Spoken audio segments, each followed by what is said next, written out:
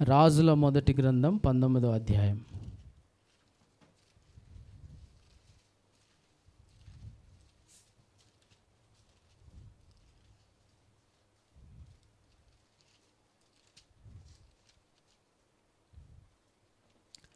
రాజుల మొదటి గ్రంథం 19వ అధ్యాయం 14వ వచనం నుండి 18వ వచనం వరకు చదువుకుందాం. రాజుల మొదటి గ్రంథం 19వ అధ్యాయం పేజ్ నెంబర్ 300, 14వ వచనం నుండి 18వ వచనం వరకు చదువుకుందాం. అందుకతడు, ఇజ్రాయేలు వారు నీ నిబంధనను త్రోసివేసి నీ బలిపీఠములను పడగొట్టి నీ ప్రవక్తలను ఖడ్గము చేత హతము చేసిరి. సైన్యములకు అధిపతియగు దేవుడగు యెహోవా కొరకు మహారోషము గలవాడై నేను ఒకడను మాత్రమే మిగిలి ఉండగా వారు నా ప్రాణము తీసివేయుటకై చూచుచున్నారని చెప్పాను. అప్పుడు యెహోవా అతనికి సెలవిచ్చినదేమనగా, నీవు మరలి అరణ్య మార్గమున దమస్కునకు పోయి దానిలో ప్రవేశించి సిరియా దేశము మీద హజాయేలునకు పట్టాభిషేకము చేయుము. ఇజ్రాయేలు వారి మీద నింషీ కుమారుడైన యెహూకు పట్టాభిషేకము చేయుము. నీకు మారుగా ప్రవక్త అయ్యుటకు బెల్మే హోలా వాడైన షాపాతు కుమారుడైన ఎలీషాకు అభిషేకము చేయుము. హజాయేలు యొక్క ఖడ్గమును తప్పించుకొని వారిని ఏహు హతము చేయును. ఏహు యొక్క ఖడ్గము తప్పించుకొని వారిని ఎలీషా హతము చేయును. అయినను ఇజ్రాయేలు వారిలో బయలునకు మోకాళ్ళునకయు నోటితో వాణ్ణి ముద్దు పెట్టుకొనకయు నుండు 7,000 మంది నాకు ఇంకను మిగిలియుందురు. చాలండి. ఈ చదవబడిన సందర్భము ఏలియా ప్రవక్త దేవుని మధ్య జరుగుతున్న సంభాషణది. ఏలియా ప్రవక్త దేవుని మధ్య సంభాషణ జరుగుతుంది. దేవుడు ఏలియాని దర్శించాడు.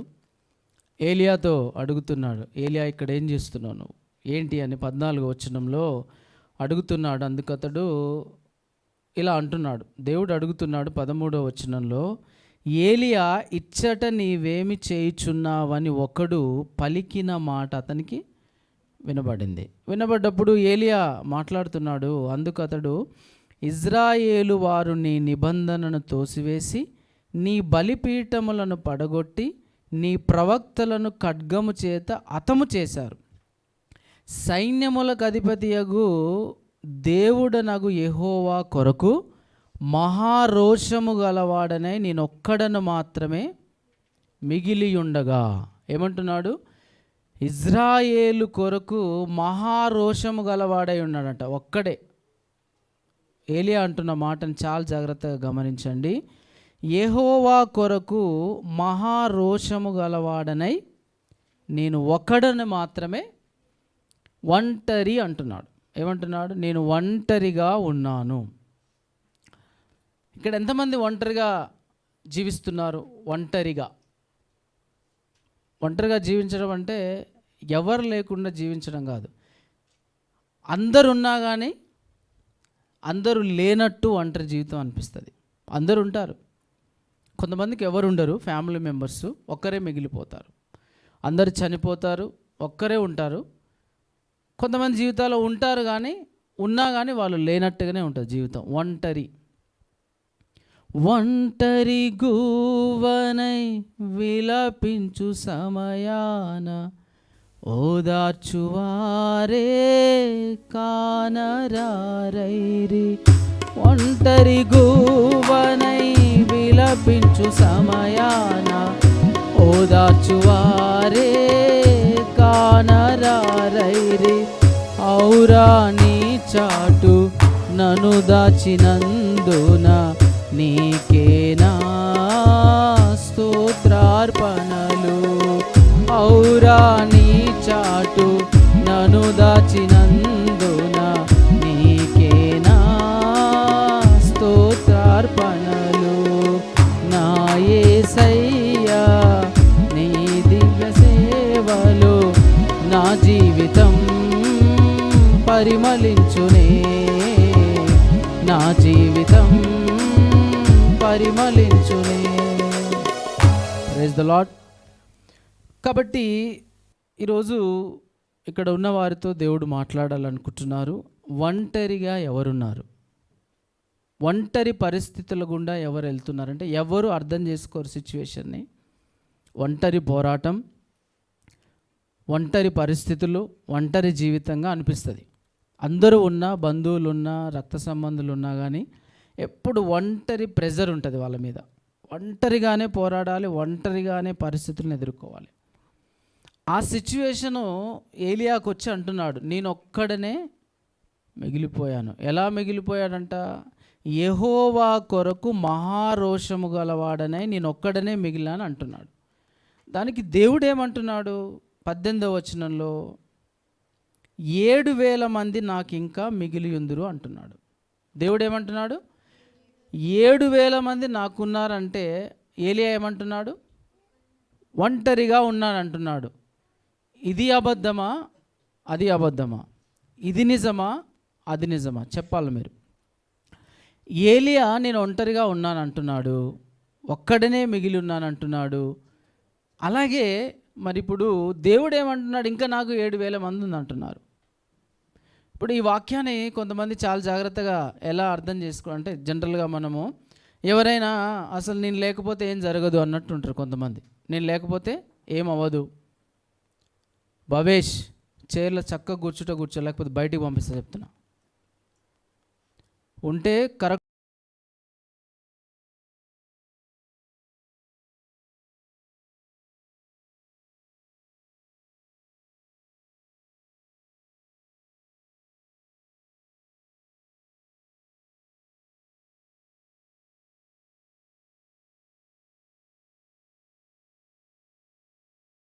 చూడండి, చాలా జాగ్రత్తగా ఈ మాట గమనిస్తే ఏలియా పర్స్పెక్టివ్లో అంటున్నాడు, మహారోషము కలిగి నేను ఒక్కనే ఉన్నా అంటే దేవుడు అంటున్నాడు 7,000 మంది ఉందంటున్నారు.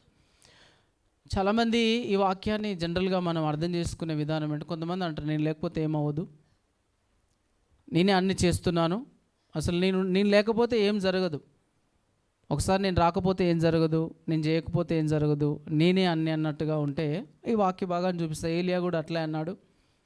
దేవుడు ఏమన్నాడు? ఇంక 7,000 మంది ఉన్నా, నువ్వు లేకపోతే దేవుడు ఇంకొన్ని వాడుకుంటా. అది వాస్తవమే. నువ్వు లేకపోతే, నువ్వు రాకపోతే, నువ్వు నిలబడకపోతే దేవుడు ఎవరినో ఒకరిని వాడుకుంటాడు. ఆయన పక్షులైనా వాడుకుంటాడు, జంతువులైనా వాడుకుంటాడు. కాబట్టి దేవుని ఎదుట నేనే ఉన్నాను, నాకే టాలెంట్ ఉంది, నేనే అనుకుంటే మాత్రం దేవుడు పక్కన పెట్టేస్తాడు. ఉన్నారు నాకు చాలామందిని. అలా ఉండకూడదు. కానీ ఏలియా అంటున్నాడు, నేను ఒక్కడనే మహారోషము కలిగి ఉన్నాను అంటున్నాడు. సరే, ఏలియా గురించి ఆలోచిద్దాం. ఎందుకన్నాడు ఈ మాట? ఏలియా ఎందుకన్నాడు ఈ మాట? ఈ మాటలో నిజం ఉందా, అబద్ధం ఉందా? ఏలియా అన్న మాటలో నిజం ఉందా, అబద్ధం ఉందా అని మనం గమనించాలంటే ఆయన లైఫ్లోకి వెళ్తే తెలుస్తుంది. ఏలియా రాజు దగ్గరికి ఒక్కడే వెళ్ళాడు. ఫస్ట్ 17వ అధ్యాయంలో రాజు దగ్గరికి ఒక్కడే వెళ్ళాడు.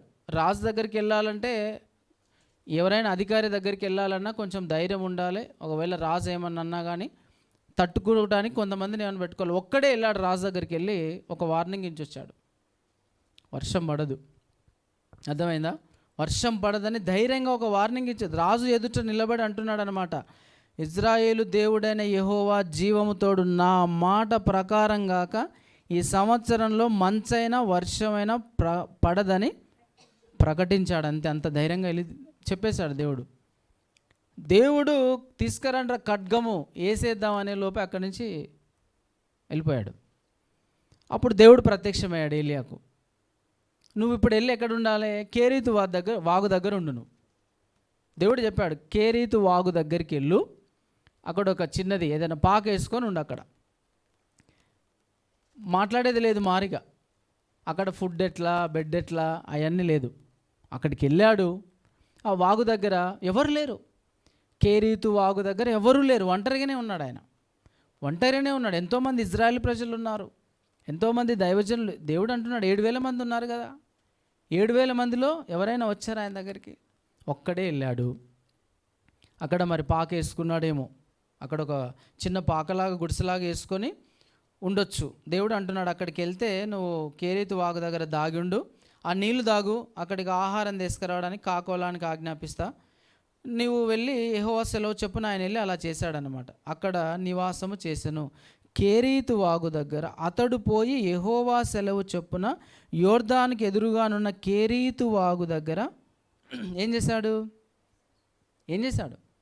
నివాసం చేశాడు. కేరీతు వాగు దగ్గర నివాసము చేయడానికి ఏలియాకు ఆల్రెడీ అక్కడ ఒక బిల్డింగ్ కట్టి పెట్టారా? అక్కడ ఒక ఇల్లుందా? ఏం లేదు. వాగు దగ్గర నివాసం చేశాడు. వాగు దగ్గర ఏమైనా సిద్ధపరచలేదు ఇల్లు కానీ. వాగు దగ్గర అంటే ఓపెన్ ప్లేస్లో ఎక్కడో. వాగు ఎక్కడుంటాయి? వాగులు ఎక్కడుంటాయి? ఊరు బయట ఉంటాయి. అలా వెళ్ళి ఆ విధంగా ఒంటరిగానే ఉన్నాడు. అక్కడ ఒంటిగానే ఉన్నాడు. కాకోలం వచ్చి తీసుకొస్తుంది, మాంసము రొట్టె ముక్క తీసుకొస్తుంది, తింటున్నాడు, ఉన్నాడు అక్కడ. మళ్ళీ దేవుడు వచ్చి ఏమంటున్నాడు? నువ్వు ఇక్కడి నుంచి లేచి వెళ్ళిపో, టైం వచ్చింది. వర్షం నీరు ఎండిపోయింది. యాక్చువల్గా కొంతకాలం అయిన తర్వాత ఆ వర్షం నీరు ఎండిపోయింది. ఆ నీళ్లు తాగుతూ వచ్చాడు. కొంతకాలం అయిన తర్వాత, ఎందుకంటే చెప్పాడుగా రాజుకు వర్షం పడదు మంచు పడదని. కొంతకాలం అయిన తర్వాత ఎండిపోయింది. ఆ వాగు నీళ్ళు ఎండిపోయాయి. అలాగే తాగడానికి వర్షం లేదు. అయితే దేవుడు ఏమంటున్నాడు? నువ్వు వెళ్ళి ఒక సారేపత అనే ఊరికి వెళ్ళు, అక్కడ నిన్ను పోషించడానికి ఒక విధవరాలకి సెలవిస్తానన్నాడు. ఎవరికి? అక్కడ ఉంటారామె విధవరాలంటే. మళ్ళీ నిన్ను దేవుడు చూడండి తన బిడ్డల్ని పోషించడానికి ఎవరోనో గొప్ప గొప్ప వారిని సిద్ధపరుస్తారు అనుకుంటాం చాలాసార్లు. ఇప్పుడు పోషించాలంటే ఉన్న వాళ్ళ దగ్గరికి వెళ్ళాలి కదా. మనకు పోషణ దొరకాలంటే ఆ విధవరాలకి లేదు, ఏలియాకు లేదు. వాళ్ళిద్దరిని పోషిస్తానంటున్నాడు దేవుడు. ఏలియా దగ్గరికి వచ్చి, నువ్వు పలాని ఒక మంచి ఉన్నతమైన కుటుంబం ఉంది సారేపతాను పట్టణంలో, వాళ్ళకు చాలా ధాన్యం ఉంది, వాళ్ళ ఇంట్లో ఫుడ్ ఉంది, నువ్వు వెళ్ళి అక్కడ ఉండి అనట్లేదు. ఒక విధవరాల దగ్గరికి వెళ్ళి విధవరాలు చేత పోషిస్తాను అంటున్నాడు. దేవుడు పోషించే విధానం మనం అర్థం చేసుకోవాలి చాలాసార్లు. కొన్నిసార్లు మన దగ్గర ఏమీ లేకపోయినా దేవుడు పోషిస్తూ ముందుకెళ్తాడు. ఇప్పుడు ఈరోజు మనం మొన్నటి దినాన జరిగిన కార్యం ఏమీ లేకున్నా కార్యం జరిగించాడు ఆయన. కాబట్టి విధవరాల దగ్గర ఏదో ఉంది అని కాదు, ఆమె దగ్గరికి వెళ్తే కూడా పరిస్థితి అదే. ఒక రొట్టె ఉందయ్యా అంటాడు. విధవరాల దగ్గరికి వెళ్ళి నాకు కొంచెం ఆహారం తెమ్మంటే ఒక్కటే పిండి కొంచెమే ఉంది, ఒక రొట్టె ముక్క చేసుకొని మేము తిని మరి చనిపోదాం అనుకున్నా, నేను నా కుమారుడు. అంటే పర్వాలేదు, నువ్వు రొట్టె ముక్క తీసుకురా అంటాడు. అప్పం చేసి తీసుకొచ్చి ఇస్తుంది, తింటారు. అక్కడ ఉన్నంతకాలం కూడా మరి బుడ్డిలో నూనె అయిపోలేదు, వాళ్ళ తొట్టిలో పిండి అయిపోలేదు. ఆ విధంగా సమృద్ధితో పోషించాడు. చూడండి అక్కడ కూడా ఏలియా అక్కడ విధవరాల దగ్గర చూడండి, చాలా జాగ్రత్తగా గమనించండి.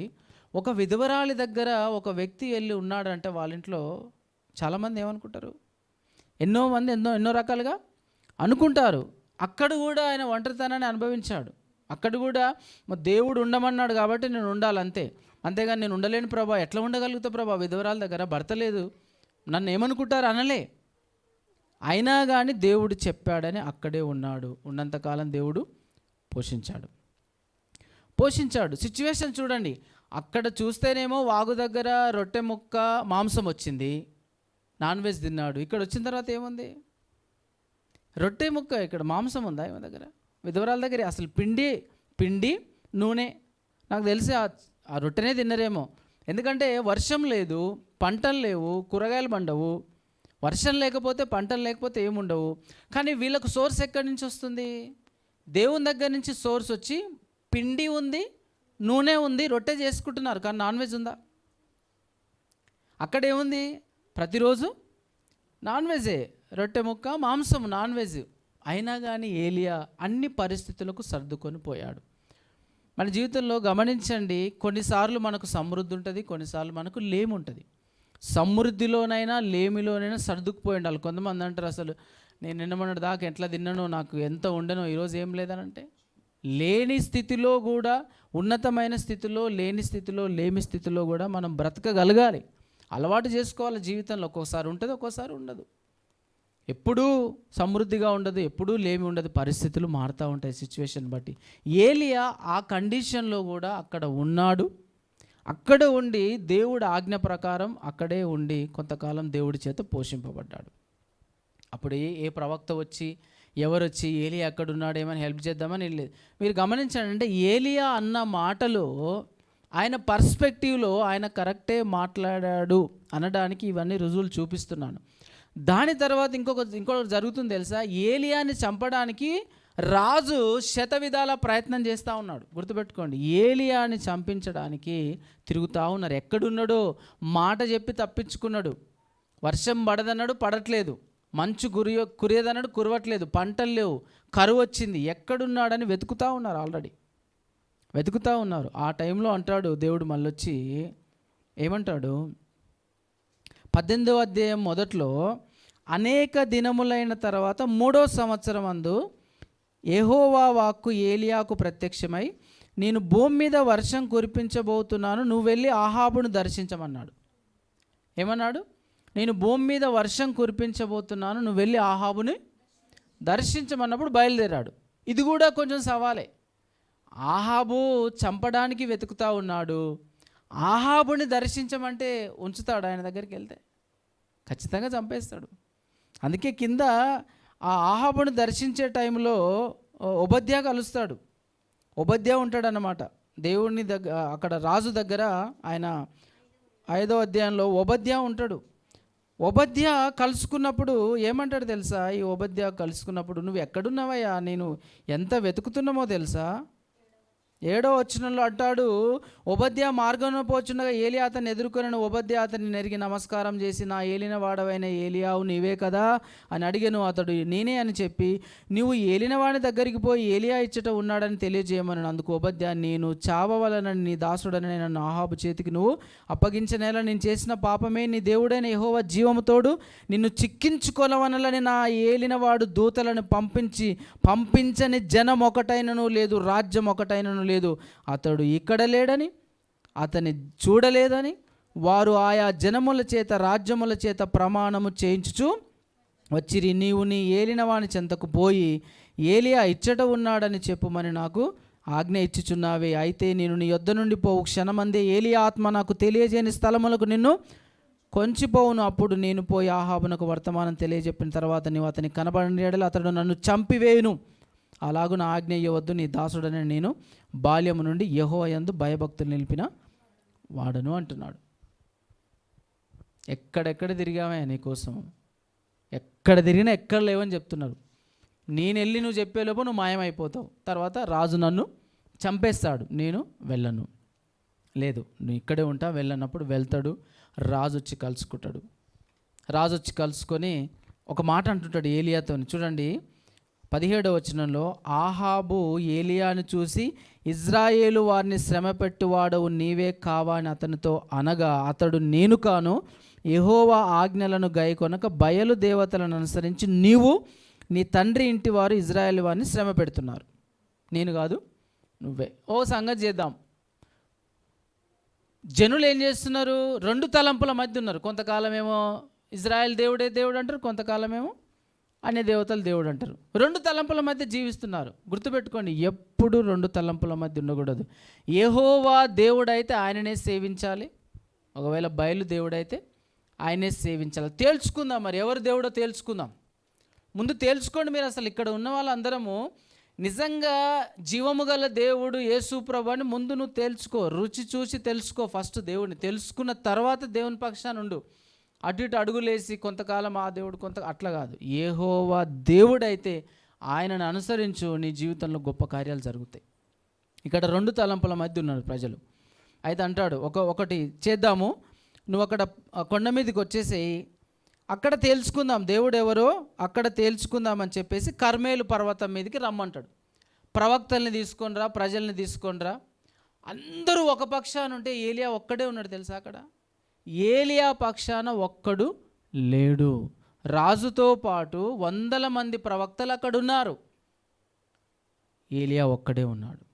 వాళ్ళకంటాడు, మీ దేవుడే నిజమైన దేవుడైతే మీరు ప్రార్థన చేయండి, ఆకాశం నుంచి అగ్ని వచ్చి అక్కడున్న బలిపీఠాన్ని దహిస్తే చలో ఆ దేవుణ్ణి సేవిద్దాం. లేదంటవా, నేను ప్రార్థన చేస్తే నా దేవునికి ఆకాశం నుంచి దిగొచ్చి అగ్ని దిగొచ్చి ఇక్కడున్న ఆ బలిపీఠాన్ని దహిస్తే ఆయనే దేవుడు. సరే ఒప్పుకుంటారు. వాళ్ళు ఉదయం నుంచి సాయంత్రం దాకా 100 మంది ఉన్నారు, ప్రార్థన చేస్తూ ఉన్నారు, బయలా దిగిరా ఎక్కడున్నామంటే ఏం పలుకులేదు ఉలుకులేదు. సాయంత్రం వరకు ఆ విధంగా పోరాడతాడు. మీరు ఆలోచించండి, ఏలియా ఒక్కడే ఉన్నాడు కదా.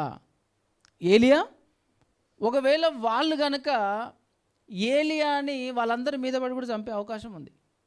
అట్లే చేస్తారు కదా. ఇప్పుడు చాలామంది అన్యాయం చేసి మరీ మీద పడి చంపేస్తారు.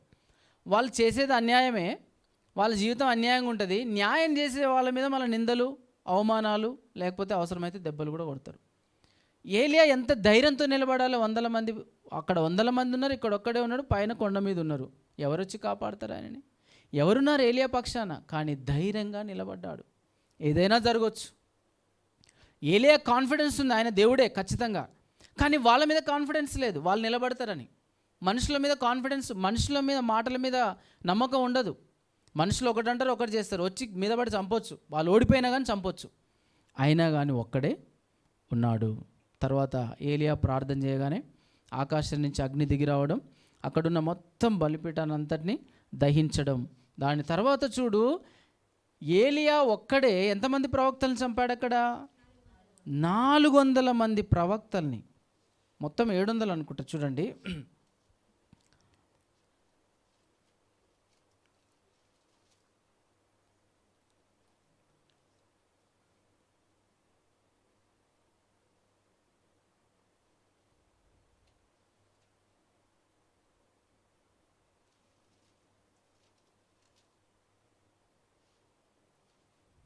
ఇక్కడ ఉంటుంది 19వ వచనంలో, యెజెబెలు పోషించుచున్న బయలుదేవత ప్రవక్తలు 450 మంది, అషారాదేవి ప్రవక్తలైన 400 మంది. మొత్తం ఎంతమంది? 400, 450, 850 మందిని ఒక్కడే ఖడ్గంతో చంపాలంటే మీరు చూడండి ఎంత ఎఫర్ట్ పెట్టాలి. ఆ ఖడ్గం కూడా ఎంత షార్ప్గా ఉండాలి. అంతమంది ప్రవక్తల్ని మొత్తము వధించడం అంటే ఒక్కడే ఉన్నాడు, ఎవరు వచ్చి సాయం చేస్తలేరు, వేరే ప్రవక్తలు వచ్చి వేరే వాళ్ళు వచ్చి, ఒక్కడే చాలా వధ జరిగింది అక్కడ. ప్రవక్తలందరూ చంపబడ్డారు, బయలుదేవత ప్రవక్తలు. అప్పుడు ప్రజలు యెహోవాయే దేవుడు, యెహోవా దేవుడు అని అప్పుడు ఒప్పుకున్నారు. సో ఆ విధంగా ఒక్కడే, అక్కడ కూడా ఒక్కడే, గుర్తుపెట్టుకోండి, ఒక్కడే ఒంటరిగానే అక్కడ ఆ విధంగా కార్యం జరిగింది. మరలా ప్రార్థన చేయడానికి కూడా ఒక్కడే వెళ్ళాడు. మళ్ళీ అక్కడొక్కడే ప్రార్థన చేసే విషయంలో కూడా మళ్ళీ వెళ్ళి మోకాళ్ళ మధ్య తల పెట్టి ఒక్కడే ప్రార్థన చేస్తున్నాడు. కనీసం అప్పుడైనా కానీ యెహోవాయే దేవుడని ప్రజలు తెలుసుకున్న తర్వాతనైనా కానీ ప్రవక్త దగ్గరికి వచ్చి మేము నీతో ప్రార్థన చేస్తామనే సహకారం ఏమీ లేదు. వెళ్ళాడు, పనివాడున్నాడు, ఆహాబు కాదు, గెహాజీ ఉన్నాడు, అంతే. అదే దూరంలో ఉన్నాడు. అట్లీస్ట్ గెహాజీ అని వచ్చి సాయం చేయొచ్చు, కానీ నేను కూడా ప్రార్థన చేస్తానే. ఆయన కూడా ఏదో ఇన్ఫర్మేషన్ ప్రార్థన చేసిన తర్వాత వెళ్ళి చూసిరా అంటే, అప్పుడు ఏడోసారి వచ్చిన తర్వాత చిన్న అస్తమంత మేఘం ఉందని ఇన్ఫర్మేషన్ ఇస్తాడు. కానీ ఏలియా పక్షాన నిలబడి నీతో పాటు నేను ప్రార్థన చేస్తాను, నీతో పాటు నేను నిలబడతాను ఉన్నారు 100 మంది. కానీ ఆయన పక్షాన్ని నిలబడ్డవారు ఎవరు లేరు. ఒంటరిగానే ఆ విధంగా చేసిన తర్వాత అప్పుడు ఆమె ఆహాబు భార్య యెజెబెలు బెదిరిస్తుంది, రేపటి వరకు ఆ ప్రవక్తల్లో ఒకనిగా నువ్వు కూడా అయిపోతావు, నీ పని కూడా అయిపోయింది అనేసరికి ఏలియా భయపడిపోతాడు. మానవ హృదయమే కదా ఏలియా, మన వంటి స్వభావం గల, అవునా కదా, ఏలియా మన వంటి స్వభావం గల మనుష్యుడే. కాబట్టి ఏలియా కూడా బాధపడిపోతాడు.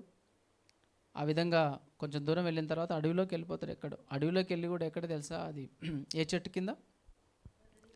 బదరి అంటే ఏందో తెలుసా? బదరి వృక్షం అంటే రేగుబళ్ళ చెట్టు అంట, అది ముండ్ల చెట్టు.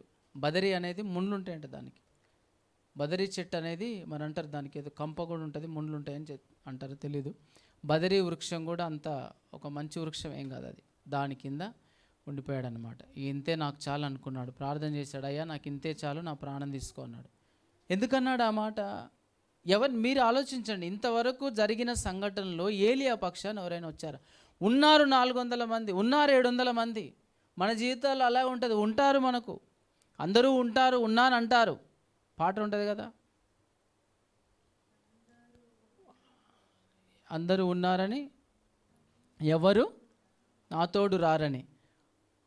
ఉన్నానని అంటారు, అందరు అంటారు, కానీ ఎవరు సిచ్యువేషన్ బట్టి రారంట. పాట పాడుకున్నాను, ఉన్నాను తోడుగా ఉన్నాను అంటారు కానీ ఎవరు రారు అని. ఉన్నారు కానీ పేరుకే ఉన్నారు, ఎవరు రారు. మన జీవితంలో కొన్నిసార్లు సిచ్యువేషన్ ఎలా ఉంటుందంటే, ఫ్యామిలీతో ఉంటాం, అందరూ ఉంటారు, రక్త సంబంధులు ఉంటారు, కానీ మన సిచ్యువేషన్ని అర్థం చేసుకొని మనతో పాటు మనకు సహకరించే వాళ్ళు చాలా తక్కువ. మనని ఒకసారి అర్థం చేసుకొని, మన సిచ్యువేషన్ అర్థం చేసుకొని, అరే వీళ్ళు ఇంత సిచ్యువేషన్లో ఉన్నారు, వీళ్ళ దగ్గరికి వెళ్ళి అసలు వీళ్ళతో పాటు సహకరిద్దాం అనే వాళ్ళు మాత్రం చాలా తక్కువ ఉంటారు. మాటలు ఉంటాయి కానీ చేతల్లోకి వచ్చేసరికి ఉండరు. అలా ఒంటరిగా ఫీల్ అవుతారు ఉంటారు. కొంతమంది చూడండి, డ్రింకింగ్ చేసేవాళ్ళు కూడా నన్ను ఎవరు అర్థం చేసుకోరు అంటారు తాగి. వాళ్ళలో బాధ ఉంటుంది. కొంతమంది నిజంగా అంటే రియల్గా చెప్తున్నా, వాళ్ళకున్న బాధ వాళ్ళది. వాళ్ళు ఇప్పుడు తాగుడుకు బానిసలు అయిపోయారు. వాళ్ళ సిచ్యువేషన్ నిజంగా ఎవరు అర్థం చేసుకోరు. వాళ్ళ సిచ్యువేషన్ అర్థం చేసుకోవాలంటే వాళ్ళే అర్థం చేసుకోవాలి. కొందరు అంటారు, ఎవరు లేరు భయ్, నన్ను ఎవరు అర్థం చేసుకోరు ఇంట్లో అంటారు. ఆ ఫీలింగ్ వస్తుంది. మీరు చూడండి, మద్యానికి బానిస అయిన వాళ్ళ పరిస్థితి ఎలా ఉంటుందంటే, వాళ్ళు బయటికి రావాలి దాంట్లోకి వెళ్ళి అనుకుంటా కానీ రాలేరు వాళ్ళు. అదొక భయంకరమైన ఒక బానిసత్వంలో ఉండి బయటికి రాలేని సిచ్యువేషన్లో ఉంటారు. వాళ్ళకు కొంచెం ప్రోత్సాహం ఇచ్చి, కొంచెం గైడెన్స్ ఇచ్చి వాళ్ళని కూడా అర్థం చేసుకునే వాళ్ళు ఉండాలి. అర్థం చేసుకోవడం అంటే నువ్వు తాగు అని చెప్పడం కాదు, నువ్వు తాగి ఇట్లనే ఉండడం చెప్పడం. సిచ్యువేషన్ అర్థం చేసుకుని వాళ్ళని పక్కన పట్టించుకోకుండా వదిలేస్తారు. వాళ్ళని నీ బతికింత నువ్వు ఇట్లే తాగుతావు, ఇట్లే ఉంటావని. సో ఈ విధంగా ఒంటరి సిచ్యువేషన్స్ చాలామంది, కుటుంబ భారాలు ఉంటాయి, అందరూ ఉంటారు కానీ ఎవరు వచ్చి మాట్లాడరు. ఒంటరిగా ఏలియా ఒంటరిగానే వస్తూ ఉన్నాడు, రోషం కలిగి ఉన్నాడు. మరి 700 మంది ప్రవక్తలు ఉన్నారు కదా, వాళ్ళలో ఏది రోషం? మరి ఎక్కడున్నారు వాళ్ళు? ఏమైపోయారు? 700 ప్రవక్తి ఎలాంటి వాళ్ళు 700 మంది ప్రవక్తలు ఎవరో తెలుసా? దేవుడు అంటున్నాడు అక్కడ 700 మంది ప్రవక్తల పరిస్థితి ఏంటంటే, నోటితో 18వ వచనం, 19వ అధ్యాయం 18వ వచనం, అయినను ఇజ్రాయేలు వారిలో బయలుకు మోకాళ్ళునకయు నోటితో వాటిని ముద్దు పెట్టుకొనకయో నుండి 7,000 మంది ఉన్నారు. వాళ్ళ సిచ్యువేషన్ ఏందో తెలుసా? మోకాళ్ళు ఉండట్లేదు బయలుకు, నోటితో ముద్దు పెట్టుకోవట్లేదు, అంతే. దేవుని కోసం రోషం కలిగి లేరు. ఏలియా అంటున్నాడు, యెహోవా కొరకు రోషం కలిగి నేను ఒక్కనే ఉన్నాను. వాస్తవమే అది. నిజంగా 700 మంది ప్రవక్తల్లో ఒక 10 మంది అయినా కానీ యెహోవా కొరకు రోషం కలిగి ఉంటే ఏలియా పక్కన నిలబడేవారు కదా. రోషం కలిగి లేరు. ఇప్పుడు సంఘాలలో విశ్వాసులు ఉంటారు, వాళ్ళు విగ్రహాలకు ఆరాధించరు, లేకపోతే వేరే భక్తి చేయరు, యేసు ప్రభు భక్తి చేస్తారు, అంతే. రోషం ఉండదు దేవుని కోసము. రోషం కలిగి జీవించే జీవితాలు చాలా తక్కువ ఉంటాయి. నేను దేవుని పక్షాన, దేవుని కొరకు రోషం కలిగి ఉంటాను, అవసరమైతే దేవుని కోసం ప్రాణాలు ఇస్తాననేటోళ్ళు చాలా తక్కువ ఉంటారు. గుంపులు ఉంటారు, సంఘాల్లో 100 మంది 1000 మంది ఉంటారు, కానీ యెహోవా కొరకు రోషం కలిగిన వాళ్ళు చాలా తక్కువ. నేను దేవుని పక్షాన ఉంటాను, దేవుని నామ ఘనత కొరకు బ్రతుకుతానని రోషం కలిగి ఉన్న వాళ్ళు ఏలియా ఒక్కడు. అందుకే అంటున్నాడు, నిజంగా 700 మందిలో రోషం ఉంటే ఏలియా పక్షాన ఒకరైనా లేరు. అంటే ఏలియా సిచ్యువేషన్ కూడా అర్థం చేసుకుంటే నిజంగా ఏలియా అన్న మాట కూడా వాస్తవమా కాదా? ఏలియా నేనొక్కడనే యెహోవా కొరకు రోషం కలిగి ఉన్నానని చెప్పిన మాట వాస్తవమా కాదా? వాస్తవమే. దేవుడు చెప్పిన మాట కూడా వాస్తవమే. ఎందుకంటే వాళ్ళు బయలుకు మోకాలు ఉన్నట్లేదు వాడిని, అంతే. నేను క్రైస్తవునే, నాకు ఏం అంటిపట్టు లేదు, అంతే. కొంతమంది క్రైస్తవ జీవితాలు, నేను క్రైస్తవునే, చర్చికి వెళ్ళి పోయి వస్తాను, ఆయన నాకేం ఆ భక్తి చేసుకుంటా, నాకు మిగతా అన్నీ అనవసరం అనేటోళ్ళు ఉన్నారు. మిగతా నాకెందుకు, సంఘం ఎట్టుపోతే నాకెందుకు, ఆయన సువార్త గురించి నాకెందుకు, ప్రజలు ఎట్టుపోతే నాకెందుకు, నేను దేవుణ్ణి ఆరాధిస్తున్నాను, వేరే ఆరాధించట్లేదు, అదొక్కటే చాలనే బ్యాచ్ కూడా ఎక్కువ ఉంటారు. రోషం కలిగిన బ్యాచ్ చాలా తక్కువ. ఒక్కడే, మరి రోషం కలిగిన వాడు ఒక్కడే. మామూలు బ్యాచ్ 700 మంది. ఈరోజు మనం అర్థం చేసుకోవాలి, ఒంటరిగా పోరాడాడు ఏలియా, ఒంటరిగా ఫీల్ అయ్యాడు. అందుకే అన్నాడు, నాకు ఇక చాలు. దేవుని దగ్గరికి వచ్చి అన్నాడు, సరే నీకు చాలు కదా, నువ్వు వాళ్ళకి అభిషేకం చేయి, ఎలీషాకు అభిషేకం చేయి, నేను వాళ్ళని వాడుకుంటాను. దేవుడు కూడా యాక్సెప్ట్ చేసి ఏలియాని చనిపోకుండానే తీసుకొని వెళ్ళిపోయాడు. ఇప్పుడు చూడండి, ఒంటరితనం అనేది ఏలియాని ఏ విధంగా రోషం కలిగి ఉన్నాడు, కానీ ఒక్కరైనా ఆయనకు ఒక సహకారంగా ఉండాలి. ఇప్పుడు బైబిల్ గ్రంథంలో చూసుకుంటే మోషే ఉన్నాడు. మోషేని దేవుడు పిలుచుకున్నాడు ఇజ్రాయెల్ని నడిపించడానికి. మోషే అంటాడు, నా వల్ల కాదయ్యా, నాకు సరిగా మాటలు రావు అని అంటే, మోషేకు తోడుగా అహరోను పెట్టాడు. కొంతకాలం అయిన తర్వాత వాళ్ళ మామ వస్తాడు, మోషే మామ వచ్చి, నువ్వు ఒక్కడవే ఇంత బాధ్యత తీసుకుంటున్నావు, నీకు ఒక్కడికి రిస్క్ అయిపోద్ది, ఇంకొక 70 మందిని తీసుకురా అంటే తీసుకొచ్చి వాళ్ళకి అభిషేకం చేశాడు. మోషే అంతమందిని నడిపించడానికి కూడా కొంత సహకారం అందింది ఆయనకు. కొంత మనుషులు ప్రోత్సహించారు, కొంత సహకారం అందింది, ఆ విధంగా పోరాడి గెలిచాడు. నేను డిఫరెన్స్ చెప్తున్నా, ఏలియాకు మిగతా వాళ్ళకి డిఫరెన్స్ చెప్తున్నాను. వాళ్ళు కూడా అలాంటి క్రిటికల్ సిచ్యువేషన్ గుండా వెళ్ళారు, కానీ కొంతమంది వాళ్ళకు తోడుగా ఉండి ముందుకు తీసుకెళ్తూ వచ్చారు. మోషే జీవితాన్ని తీసుకున్నా కానీ, తర్వాత యాకోబు ఒంటరిగా బయలుదేరుతాడు. అక్కడ అంటాడు, నేను వెళ్ళి ప్రతి స్థలంలో నన్ను కాపాడి నాకు తోడుగా ఉంటే నేను నీకు దశమ భాగం ఇస్తాను, దేవునితో తీర్మానం తీసుకొని వెళ్ళిన తర్వాత వాళ్ళ మామ ఇంటికి వెళ్ళాడు. వాళ్ళ మామ ఉంది, వాళ్ళ మామ కూతుర్ని ప్రేమించాడు, తర్వాత పెద్ద కూతుర్నిచ్చి పెళ్లి చేశాడు. ఆ విధంగా కొంచెం పోరాటం జరిగింది. కానీ మళ్ళీ తిరిగి వచ్చేటప్పుడు యాకోబు ఒంటిగా మిగిలిపోయానని మొన్న రీసెంట్గా వాక్యం విన్నాం. యాకోబు ఒంటిగా మిగిలిపోయి దేవునితో పోరాడాడు, అది వేరే సిచ్యువేషన్. కొంతమంది భక్తులు, ఇప్పుడు దావీదు కూడా ఒంటరిగా ఫీల్ అయ్యాడు తెలుసా. దావీదుని సౌలు చంపడానికి తరుముతూ ఉంటే దావీదు ఒంటరి అయిపోయాడు. కానీ దావీదు దగ్గర కూడా 300 మంది ఉన్నారు, అడవిలో 300 మంది ఉన్నారు. తనతో పాటు కొంతమంది 100 మందిని తీసుకొని అడవిలో ఆయన సంచరించే స్థలాల్లో ఉన్నాడు. కానీ దావీదు వెళ్ళిన ఒంటరితనం, దావీదు వెళ్ళిన పోరాటం వాళ్ళకి జరగలే. దావీదునే చంపడానికి సౌలు వస్తూ ఉంటాడు. అంటే వాళ్ళ మధ్యలో ఉన్నా కానీ దావీదు ఒంటరిగా ఉన్నాడు. అందుకే కీర్తనలో ఒక మాట రాసుకున్నాడు దావీదు. చూస్తారా, కీర్తన గ్రంథం 4వ అధ్యాయము 8వ వచనంలో చూడండి. కీర్తనల గ్రంథం 4వ అధ్యాయం 8వ వచనం.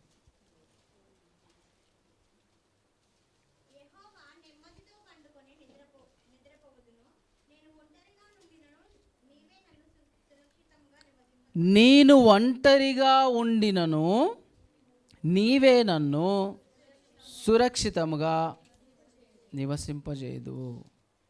ఈ మాట మనందరం చెప్పగలగాలి. నేను ఒంటరిగా పోరాడినను, నేను ఒంటరిగా పరిస్థితులను ఎదుర్కొన్నాను, నేను ఒంటరిగా ముందుకెళ్తున్నాను, నువ్వే నాకు తోడుగా ఉన్నావు. ఒంటరితనం, ఈ ఒంటరితనం ఫీల్ కావద్దు. దావీదు ఒంటరిగా ఉన్నప్పటికీ దేవుడు తనకు తోడుగా ఉన్నాడన్న విషయాన్ని విశ్వసించి, నేను ఒంటరిగా ఉన్నను, ఆ మాట మళ్ళొకసారి, ఒంటరిగా ఉన్నను,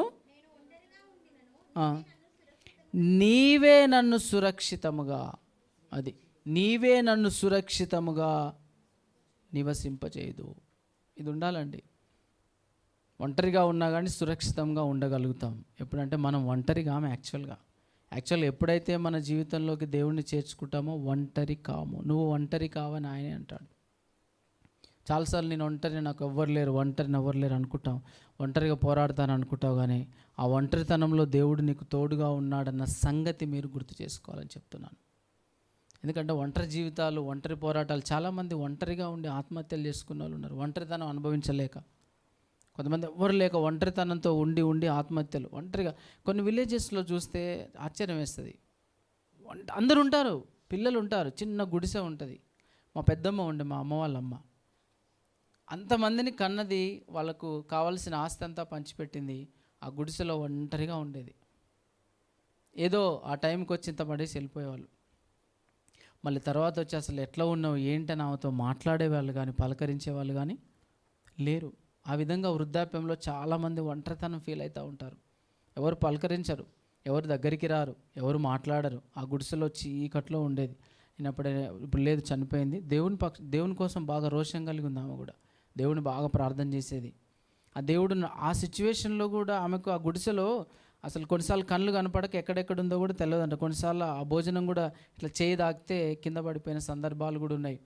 మళ్ళీ నైట్ భోజనం వేస్తానికి వచ్చినప్పుడు ఏంది కింద పడ్డదంటే మరి తగిలి కింద అప్పటిదాకా కూడా తినని సందర్భాలు ఉన్నాయంట. వాటర్ కూడా కింద పడితే మళ్ళీ వచ్చి చూసి మళ్ళీ సాయంత్రం డిన్నర్ పెడతానికి వస్తే అప్పుడు అయ్యో తినలేదా నువ్వు అన్న సందర్భాలు కూడా ఉన్నాయి. పంచుకుందాం. అలా ఒంటరిగా ఉన్నది, కానీ దేవుడి కోసం మాత్రం బాగా రోషం కలిగింది. నా దేవుడు ఉన్నాడు, నా దేవుడు వస్తాడు, నన్ను తీసుకుపోతాడు. ఆ ధైర్యంతో బ్రతికింది. ఆ సిచ్యువేషన్లో ఆ ధైర్యంతో బ్రతికింది. మరి మనకెందుకు బాధ? ఎందుకు నేను ఒంటరి. కొన్నిసార్లు ఇక ఆ పాటలు డ్యూయట్ వేసుకుంటారు. నేను ఒంటరిని, నువ్వు ఒంటరి ఎందుకు అనుకుంటావు?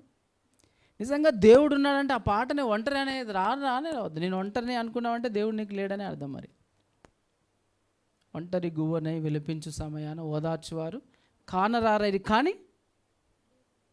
కానీ ఏంది, ఆయన దాచుకున్నాడు కదా. కాబట్టి మన జీవితాల్లో ఎప్పుడైనా సరే నేను ఒంటరిని అనకూడదు. దేవుని దూతల సైన్య సమూహం నీకు తోడుగా ఉన్న తర్వాత, మరి 91వ కీర్తన ఎవరికి రాసి పెట్టాడు దేవుడు? 91వ కీర్తన ఎవరికి? నీకు తోడు, నీ పాదాలకు రాయి తగలకుండా ఏం పంపిస్తారంట? మరి దూతల్ని పంపిస్తే నువ్వు ఒంటరి ఎట్లయితావు? ఆ వాక్యాలు ఎవరి కోసం రాసి పెట్టాడు? నీ పాదములకు రాయి తగలకుండా దూతలకు ఆజ్ఞాపిస్తానంటాడు. నువ్వు పక్కన 10,000 మందికి పడినా, కుడి పక్కన 1000 మందికి నీ అపాయం నీ వద్దకు రాదంటాడు. ఇవన్నీ ఉత్తి మాటలా? మరి దేవుడు మన కోసం రాసి పెట్టినాయని చూడండి ఒకసారి ఆ మాటలు. 91వ కీర్తన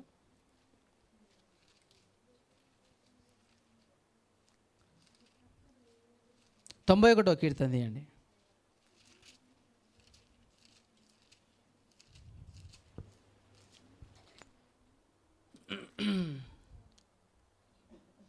పదకొండవ వచనం, 10వ వచనం నుంచి చదవండి. 10వ వచనం.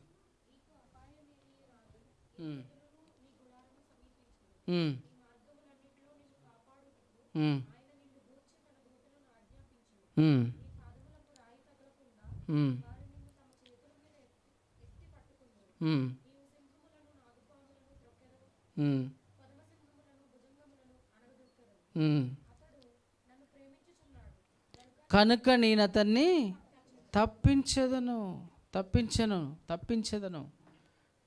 అంటే ఇవన్నీ మనకు కాదా? వేరే వాళ్ళకా? బైబిల్లో ఉన్న వాక్యాలన్నీ ఎవరికి? మరి దూతలే నీకు వచ్చి ఆజ్ఞాపిస్తున్నాయంటే ఒంటరిగా ఎందుకు ఫీల్ అవుతున్నావు ఈరోజు? నువ్వు నేను ఒంటరిని అంటున్నావంటే నిజంగా దేవుడు నీతో ఉన్నాడనే విశ్వాసం నీకు లేదు. దేవుడే అన్నాడు కదా, నేను నీతో నడుస్తాను, నీతో ఉంటాను, సదాకాలం నీతో ఉంటాను, నేను విడవనన్నప్పుడు అంటే నువ్వు ఆ సిచ్యువేషన్ ఫీల్ అవుతున్నావు అంటే దేవుడు నీ దగ్గర ఉన్నాడన్న సంగతిని నువ్వు మర్చిపోవాలి. నీకు అవిశ్వాసం అని ఉండాలి. దేవుడు నీ జీవితంలో ఉండడానికి కావాల్సిన పరిస్థితులను నువ్వు కల్పించట్లేదని అర్థం. దేవుడు నీతో లేడు అని నువ్వు ఫీల్ అవుతున్నావు అంటే దేవుడు ఉండేటట్టు నువ్వు బ్రతకట్లేదు.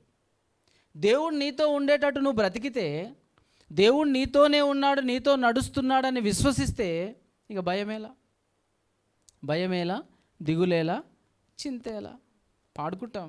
పాటలు పాడడం కాదు, జీవితంలో మనము చూపించగలగాలి. ఇప్పుడు యోబు ఉన్నాడు. యోబు జీవితాన్ని మనం ఆలోచిస్తే నిజంగా ఒంటరి అంటే స్నేహితులు వచ్చారు కానీ ఆయనకి ఏదో ఒకటి పొడిచే మాటలే మాట్లాడుతూ ఉన్నారు. నువ్వు మంచిగుంటే నీకు ఇట్లెట్లయితే అట్లెట్లయితే. అందుకే చివరికి దేవుడు అన్నాడు, యోబు పలికినట్టు మీరు యుక్తంగా పలకలేదంటాడు. యోబు పలికినట్టు మీరు యుక్తంగా పలకలేదని చెప్పేసి మరి యోబుకే చెప్తాడు వాళ్ళ నిమిత్తం బలియమని. భార్య వదిలేసింది, పిల్లలు చచ్చిపోయారు, భార్య దూషించింది, ఒంటరిగా బూడిద మీద కూర్చొని ఆ విధంగా పరిస్థితులను ఎదుర్కొన్నాడు. అయినా కానీ దేవుని మీద విశ్వాసము వదలలేదు. ఆ సిచ్యువేషన్లో కూడా నేను ఒంటరిగా ఉన్నా, నాకు ఎవ్వరు తోడలేడు అనలేదు. దేవా నువ్వు ఏం చేస్తావో చెయ్యి అన్నట్టుగా ఆయన మీద విశ్వాసం పెట్టాడు. యోసేపు జీవితాన్ని చూడండి. యోసేపు ఒంటరిగా అమ్మబడ్డా లేకపోతే ఆయనతో పాటు ఎవరైనా వచ్చారు అక్కడి నుంచి? ఒంటరిగా అమ్మబడ్డాడు, ఒంటరిగానే జైల్లోకి వెళ్ళాడు. అర్థమైందా? ఒంటరిగా ఆ సిచ్యువేషన్లో నేను అనుకుంటా యోసేపుని అర్థం చేసుకోవడానికి కూడా, అరే నేను ఇది తప్పు చెయ్యలేదు అని చెప్పుకోవడానికి కూడా ఎవరు లేరు ఆయన పక్షాన. నేను ఈ తప్పు చేయలేదు, నా మీద నింద మోపబడ్డది అని చెప్పుకోవడానికి కూడా ప్రయత్నించలేదు. ఎందుకంటే ఎవరు ఆయన పక్షాన లేరు. జైల్లో కూడా 2 సంవత్సరాలు ఉన్నాడు. చివరికి జైల్లో వాళ్ళకు కళ అర్థం చెప్పి నువ్వు వెళ్ళిన తర్వాత నా గురించి రాజుకు చెప్పంటే వాళ్ళు మర్చిపోయారు. తర్వాత గుర్తొస్తుంది వాళ్ళకు కొన్ని రోజుల తర్వాత. అంటే యోసేపు పరిస్థితి కూడా సిచ్యువేషన్ ఒంటరిగా ఎదుర్కొన్నాడు. కానీ ఒంటరితనంలో కూడా దేవుని పక్షాన ఉంటే దేవుడు గొప్ప చేసి తర్వాత దేశమే ఆయన పక్షాన ఉండేటట్టు చేశాడు దేవుడు. హల్లెలూయా. ఒంటరిగా ఉన్న యోసేపు జీవితంలో దేశమే రాజుతో పాటు ప్రజలందరూ ఆయన వైపు చూసేటట్టు చేశాడు దేవుడు. ప్రజలందరూ ఆయన వైపే చూశారు ఆ సిచ్యువేషన్లో. నాకు తెలిసిన ఒక వ్యక్తి, ఇది హాలియా దగ్గర, నల్గొండ జిల్లా హాలియాలో ఒక టెస్ట్ మనీ షూట్ చేయడానికి వెళ్ళాను. ఆయన పేరు రాగ్య నాయకో ఏదో ఉంది, నాయక్ అనమాట. ఆయన సాక్ష్యం ఏంటంటే వాళ్ళ గ్రామంలో యేసు ప్రభువుని నమ్ముకున్నారని చెప్పేసి వెళ్ళేశారు, ఆ కుటుంబాన్ని ఒంటరి చేశారు. మీరు ఈ గ్రామంలో ఉండడానికి వీలు లేదు, మీకు గ్రామం దగ్గర నుంచి వెళ్ళేస్తున్నామంటే వాళ్ళకు ఊరి బయట వ్యవసాయ భూమి ఉంటే అక్కడ గుడి చేసుకున్నారు. నీళ్ళు ఇవ్వట్లేదు, గ్రామంలోకి వాటర్కు రావద్దు, మీరు యేసు ప్రభుని వదిలేస్తారా మీకు నీళ్ళు ఇస్తాము, మీకు అన్నిట్లో భాగం ఇస్తామని చెప్పేసి వాళ్ళని బయట వేస్తే నీళ్ళు ఇవ్వలేదు వాళ్ళకు. బావి దగ్గర వాళ్ళు వ్యవసాయ భూమి దగ్గర, అది చెలక అన్నమాట, బోరున్నది కాదు అది. బోరున్న భూములు ఉంటాయి, బోరు లేని భూములు ఉంటాయి, అది చెలక అన్నమాట. ఇక వాళ్ళకు వాటర్ ఇవ్వట్లేదు. వాటర్కి ఎక్కడ పోవాలన్నా ఇంకా వేరే ఊరికి వెళ్ళి తీసుకురావాలంటే ఎట్లా? వాళ్ళు చాలా పేదవాళ్ళు, ఊరికి రాణిస్తలేరు, ఏ ఫంక్షన్కి పిలవట్లేదు, మొత్తం ఒంటరి చేసి పెట్టేశారు.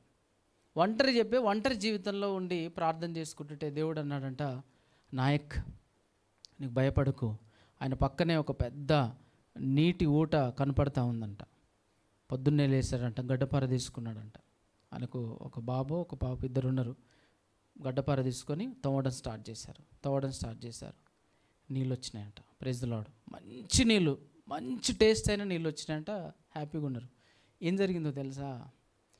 ఎండాకాలం వచ్చింది. నెక్స్ట్ ఆ గ్రామంలో మొత్తం బోర్లన్నీ ఎండిపోయి నీళ్ళే లేవంట అక్కడ. జరిగిన వాస్తవం చెప్తున్నప్పుడు నాయక్ దగ్గరికి వచ్చాయా, మాకు కొన్ని నీళ్ళు చాలా దేవుడిచ్చిన నీళ్ళు కదా, దేవుడిచ్చిన నీళ్ళు సమృద్ధి కదా, ఈ నీళ్ళకి ఏం ప్రాబ్లం లేదు, ఎండాకాలం కాదు. దేవుడు ఏదైనా ఇస్తాడంటే అది అద్భుతంగా ఉంటుందండి. దేవుడిచ్చే స్వస్థత కూడా సగం స్వస్థపరిచి వదిలేయడు, సగం ఆశీర్వదించి వదిలేయడు, సగం బాధలు తీర్చే దేవుడు సంపూర్తిగా చేస్తాడు. ఆయన కార్యాలు అద్భుతంగా ఉంటాయి. ఎండాకాలం వచ్చింది, ఆ ఊర్లో నీళ్ళు అయిపోతే వచ్చి ఈయనకు నమస్కారం చేస్తున్నట్టునండి. ఈయనకు నమస్కారం చేస్తా ఉన్నారంట. అయ్యా కొన్ని వాటర్ ఇస్తావా, మాకు దయచేసి మాకు తాగడానికి నీళ్ళు లేవని.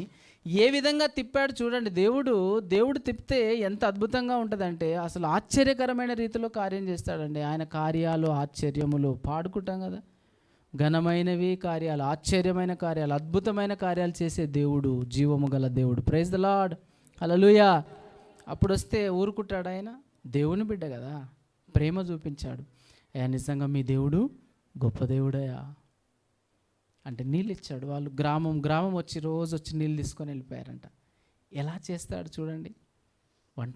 మనము ఒంటరి అనిపిస్తుంది, ఒంటరి చేసిన వాళ్ళే మన దగ్గరికి వచ్చేటట్టు, మన వైపు చూసేటట్టు చేస్తాడు దేవుడు. యోసేపు ఒంటరిగా ఉన్నాడు. దేశమంతా, ఆ దేశం అనే కాదు, ఐగుప్తు దేశం కాదు, చుట్టుపక్కల దేశాలన్నీ యోసేపు వైపు చూశాయి. యోసేపు ఎక్కడున్నాడని వెతుక్కుంటూ వచ్చి ఆయన దగ్గరికి వచ్చి ధాన్యం తీసుకొని వెళ్ళేటట్టు దేవుడు చేశాడు. ఒకప్పుడు ఒంటరిగానే ప్రయాణించాడు, ఒంటరిగానే ఉన్నాడు, కానీ దేవుడు ఆయన పక్షాన ఉంటే అంత గొప్ప అద్భుతం జరిగింది. Praise the lord.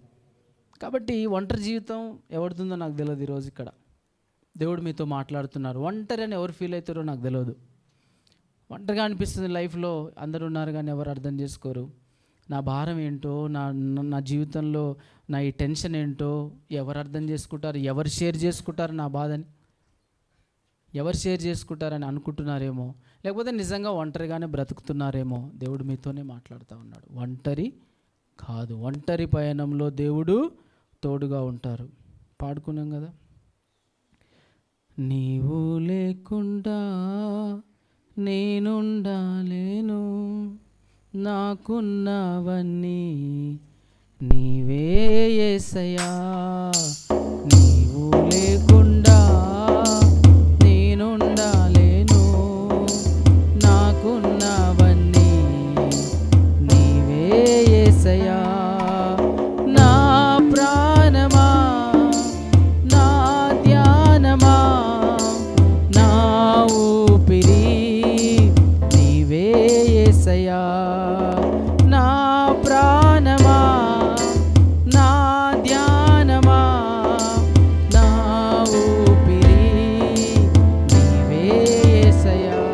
Praise the lord. పాడాం.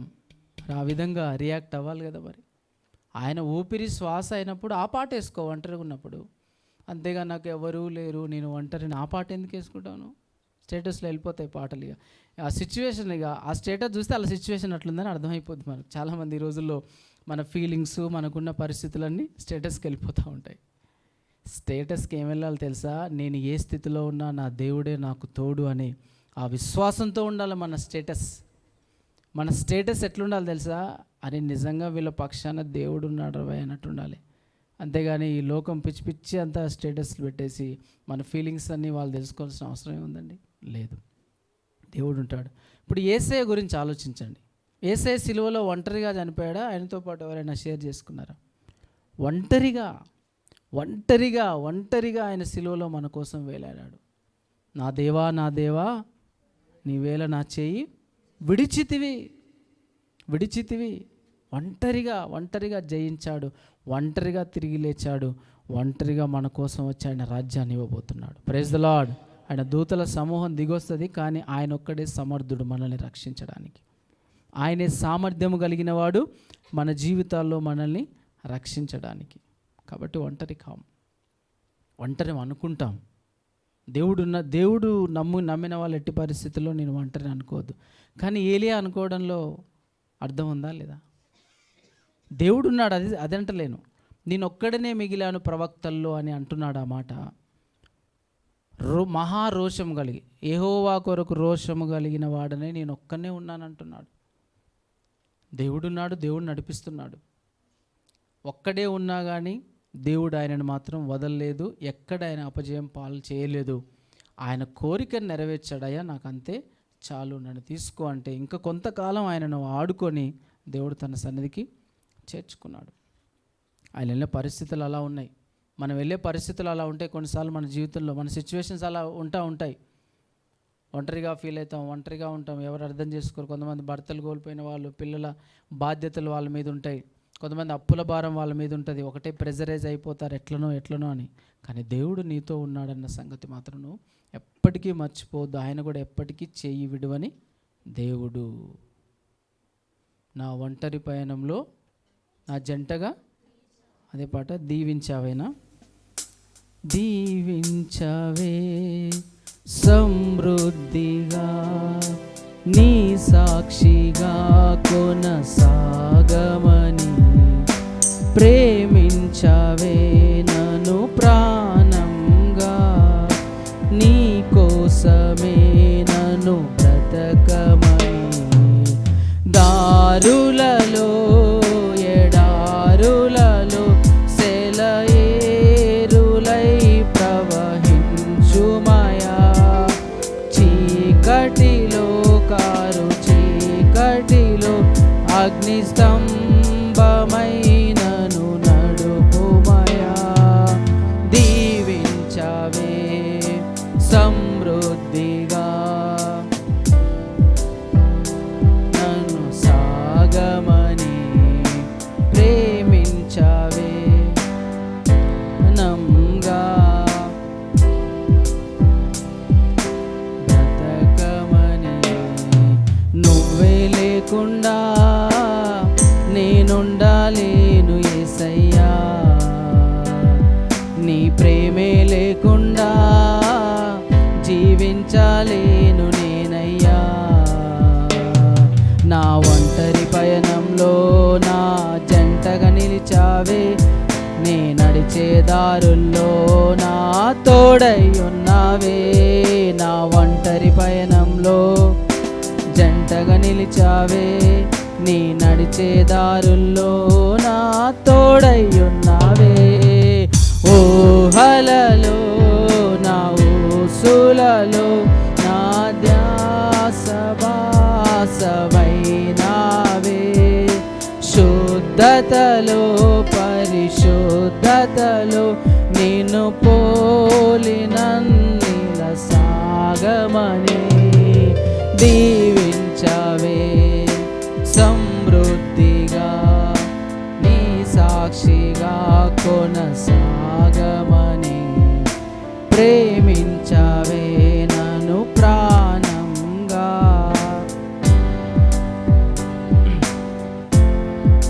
Praise the lord.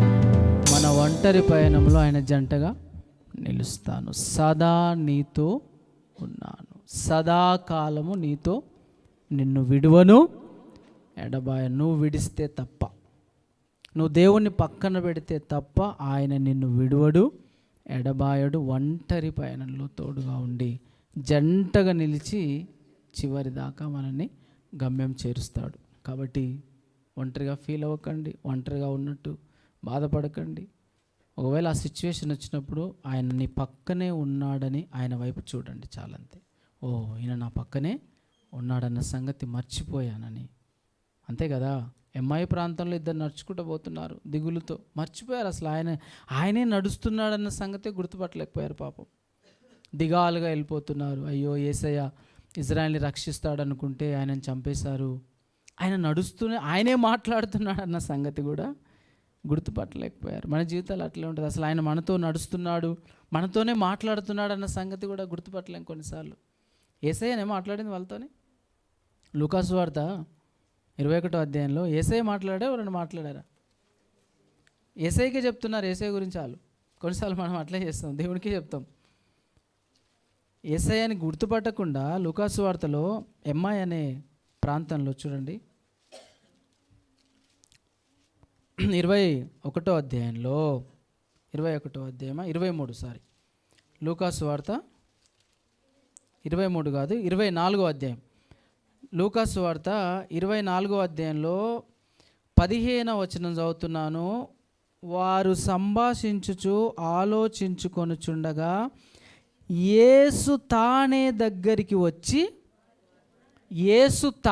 దగ్గరికి వచ్చి వారితో కూడా, అయితే వారు ఆయనను గుర్తుపట్టలేకుండా వారి కన్నులు అవిశ్వాసం బట్టి కన్నులు మూయబడతాయంట.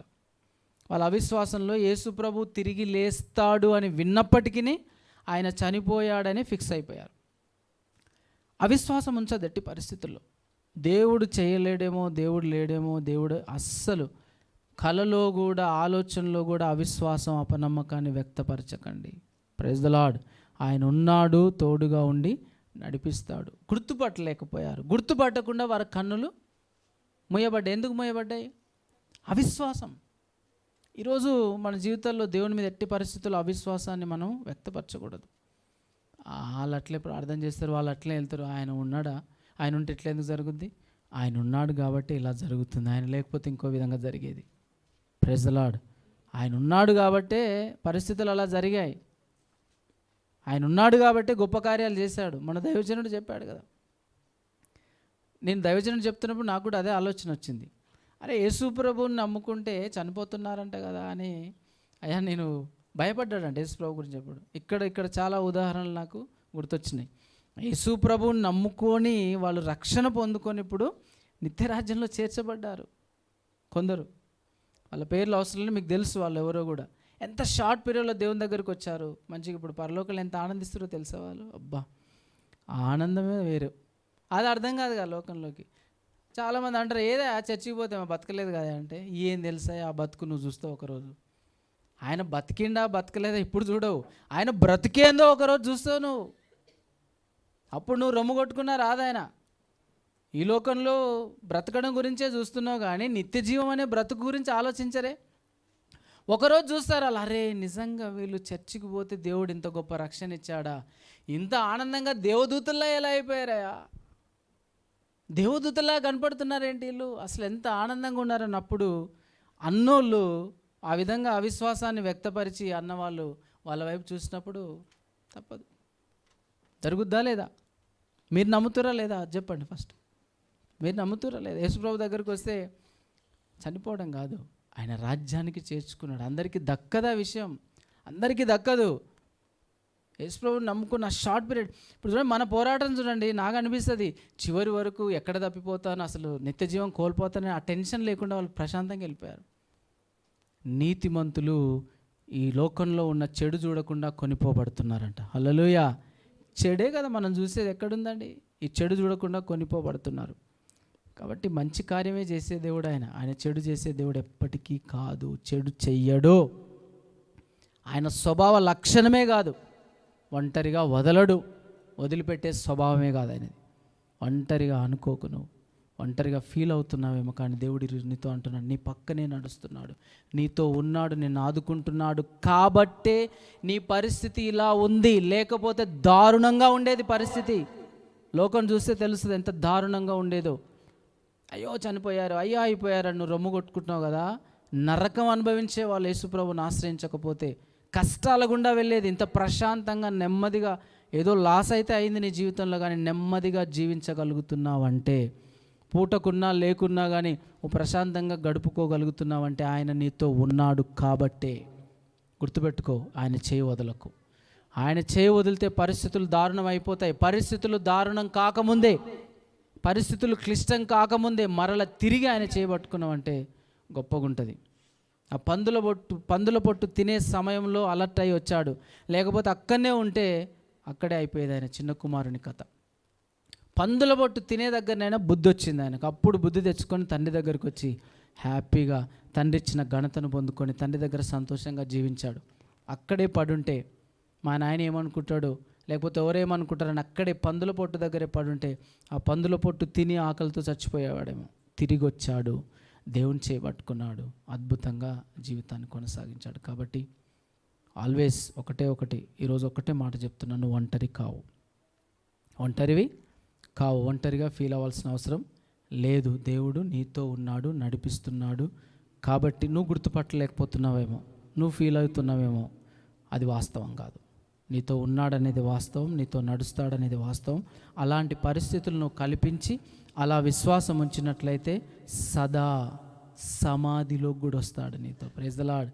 ఎవరు వస్తారండి సమాధిలోకి? వస్తారు ఎవరైనా? నీతో పాటు సమాధిలో పండుకో అంటే నీకు ప్రాణంగా ప్రేమించిన నీ భార్య లేకపోతే నీ భర్త వచ్చి నీతో పాటు సమాధిలోకి వస్తారా? అక్కడ వదిలేసి వస్తారంతే, పాతి పెట్టేసి వస్తారు. కానీ యేసయ్య సమాధి దగ్గరికి కూడా, సమాధిలో కూడా, అంటే మరణకరమైన పరిస్థితుల్లో కూడా మనతో సహానుభవం లేనివాడు కాడు. మరణంలో కూడా వచ్చాడు, మరణాన్ని గెలిచాడు, మనల్ని తీసుకెళ్తాడు. అక్కడి వరకు నీకు ఇక మరణం వరకు ఉంటారేం కానీ మరణం తర్వాత కూడా ఉండరు. కానీ మరణం తర్వాత కూడా మనతో ఉండగలిగేది ఆయన ఒక్కడే. గుర్తుపెట్టుకో, వదలకు. అట్లాంటి దేవుడిని వదలకు. మరణం తర్వాత కూడా నీతో ఉండి నిన్ను కాపాడే దేవుని ఎట్టి పరిస్థితుల్లో చేయి వదలకుండా ఒక గట్టి తీర్మానం, ప్రభు నువ్వు నాతో ఉన్నందుకు స్తోత్రం, నేను నీతోనే ఉంటా, నీతో బ్రతుకుతాను. ఒక తీర్మానం తీసుకుందామా, ప్రార్థన చేసుకుందామా? అందరూ తలలు వంచండి, కళ్ళు మూసుకోండి. దేవానికి స్తోత్రాలు నాయన. ప్రభు, ఉదయకాల సమయమందు నీ పరిశుద్ధమైన పాద సన్నిధికి వచ్చిన మమ్మల్ని దర్శించినందుకు స్తోత్రాలయ్యా. నాయనా, మేము అనుకుంటాము, మా జీవితాల్లో కూడా అలా అనిపిస్తుంది కొన్నిసార్లు. పట్టించుకోరెవరు, ఒంటరి జీవితం, ఒంటరి పయనం, ఎందుకు ఈ బ్రతుకు అనుకుంటాం. అలా అనుకోవచ్చా మేము? ఎందుకు నేను బ్రతుకుతున్నాను అనుకోవచ్చా? అలా అంటే అనుకోకూడదు నాయన. మరి అలా అనుకుంటే నిన్ను నమ్ముకొని నీతో నడిచే ఈ విషయం ఏమైపోవాలి? ఇది అబద్ధమా? నిన్ను నమ్ముకొని నిన్ను రక్షకుడిగా అంగీకరించి నువ్వు నీ దూతలకు కూడా ఆజ్ఞాపించి నా పాదాలకు రాయి తగలకుండా చేస్తావనే మాటలు అబద్ధమైపోతాయి. నేను ఒంటరిని కానయ్యా, ఈ ఒంటరి పయనంలో నాతో నిలిచి నన్ను నడిపిస్తున్నందుకు స్తోత్రం. ఇంతవరకు అనుకున్నాను, ఆ దేవుడు ఏం చేస్తాడు, దేవుడు చేసేది ఉంటే ఏదో చేసేది కాదు, చేసేదే నీ జీవితంలో గొప్పది.